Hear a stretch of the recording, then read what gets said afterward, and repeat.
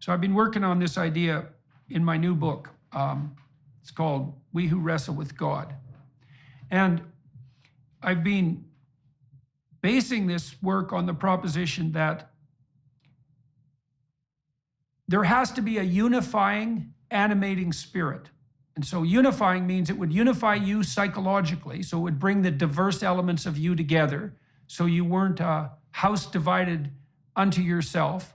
And it would also unify other people. And it has to unify the individual and other people simultaneously because, well, you fall into disunion psychologically and then you're anxious and hopeless. And if you fall into disunion socially, then you fight. So the alternative to a unifying vision is psychological disintegration and social chaos, right? It's unity versus multiplicity. That's another way of thinking about it. Now, you can have a tyrannical unity, and that's not good. That's a tyrant, literally. So what might a non-tyrannical unity be like? Okay, so let me just tell you a couple of brief stories and very, very quickly. So I think the biblical corpus is a metonymic literary work. It takes one story after another and juxtaposes them and in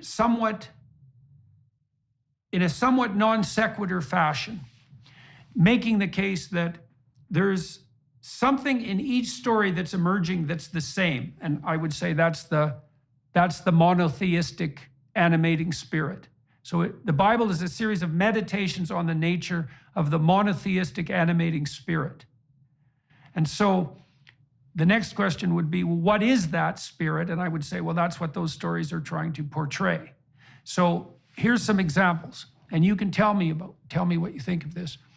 So in the story of Noah, the animating spirit, so that's Yahweh, is the voice that calls the wise to prepare when the storms are approaching. And then belief is whether you abide by that voice or reject it. It's belief in both cases, because you either accept it and act it out, or you reject it and act that out. There's no faith decision. Both of those are a faith decision. Okay, so that's Noah. And then in the story of the Tower of Babel, which is the next story, the animating spirit, Yahweh, is portrayed as the spirit that totalitarians compete with when they build their towers to the heavens, and the spirit that makes everyone speak a different language if that totalitarian enterprise goes too far. That's why everybody ends up speaking a different language, like we do now. We can't even agree on what constitutes a woman. And so Yahweh is presented as something necessarily transcendent, and that if human beings build something technological to replace that, then the consequences will be, well, that the structure will be devastated and people will no longer be able to communicate. Okay, and then in the Abraham story, Abraham is privileged. You could say he's got white privilege, even though he was Middle Eastern.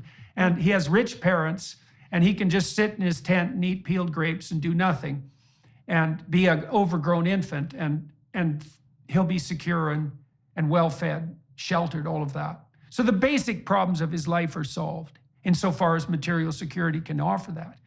But then a voice appears to him that says, you have to leave your comfort, everything, your family, your tent, your tribe, your nation. You have to go out in the world and make your way.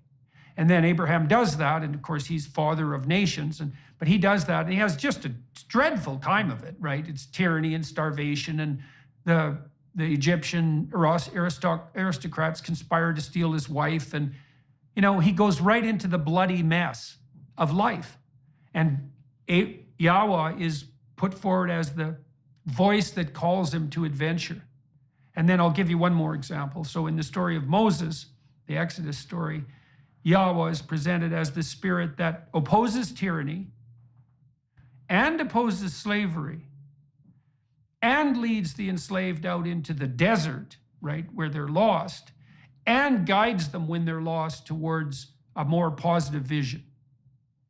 And so it's an animating spirit, because animating spirits animate you. They propel you towards movement.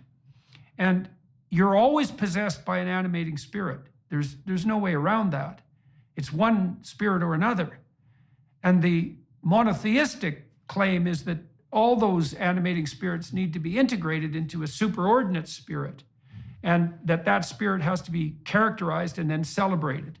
And so, okay, so that's my counter proposition to the atheists and the agnostics, is that I think that's all just true.